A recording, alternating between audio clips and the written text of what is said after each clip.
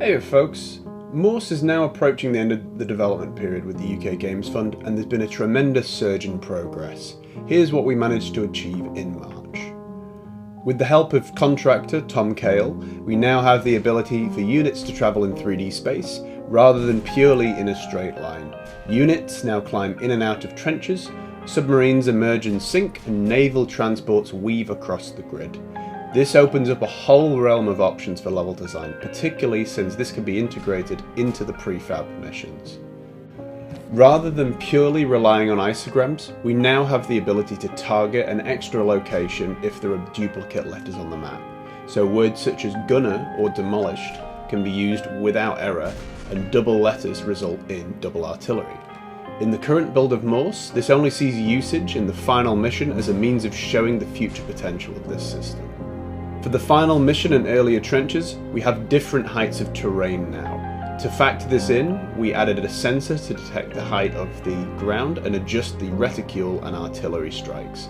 Terrain options gives us the ability to design much more exciting dioramas, such as trenches, hills and craters. Previously, it wasn't clear where the territorial borderlines were on the map, so I added a flashing victory or defeat bar when units cross over into it. This system in particular is still quite early on and may in time be replaced with something a lot more clear and robust, as one of the common complaints from playtesters is not having a clear gauge on victory states. Some of the earlier playtesters pointed out a lengthy wait for some of their simpler entries of Morse code, so an elegant solution was found.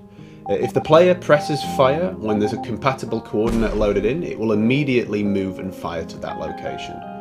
This gives more advanced players the option to catch enemy units before they slip out of range.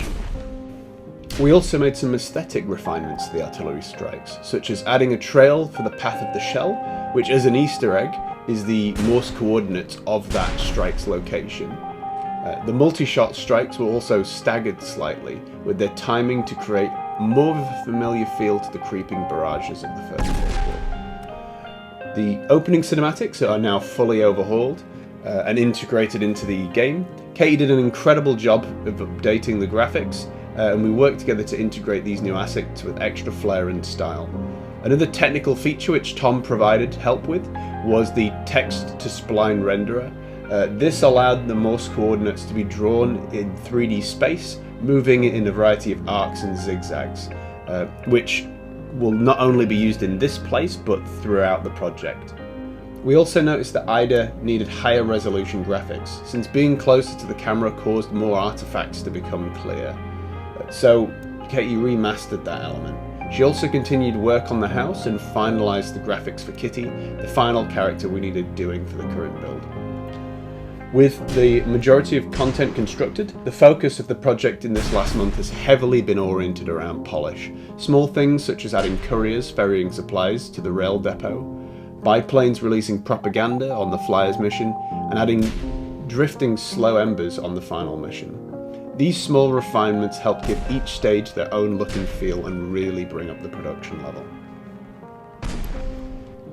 With this month marking a year since I started my journey working on the project with the team, I'll be following up this video with a brief reflection on my experience of the project so far, my time with the UK Games Fund and my aspirations for Morse. Thanks again for following the development of Morse over the last year. I'll be continuing these development videos beyond the UK Games Fund, as they're a good reflection point for the measure of progress, and it's nice to keep you lot informed of where the project is at. Stay tuned for more soon.